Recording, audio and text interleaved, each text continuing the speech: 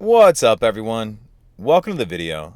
Today we're going to take a look at the blind spot view monitoring system that's on a 2022 Kia Carnival.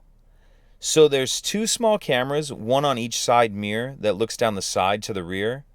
And when turned on, it's activated by using your blinker. So if I put my blinker on to the right, it's going to give me a view down the right side to the rear. And same thing if I turn my blinker on to the left, I get a view down the left side to the rear. And the system is turned on or off using the center screen. So if we come over here and if we're not already there and hit the home button, and then from here we're going to scroll over and click setup, and then vehicle, and then driver assistance is already highlighted.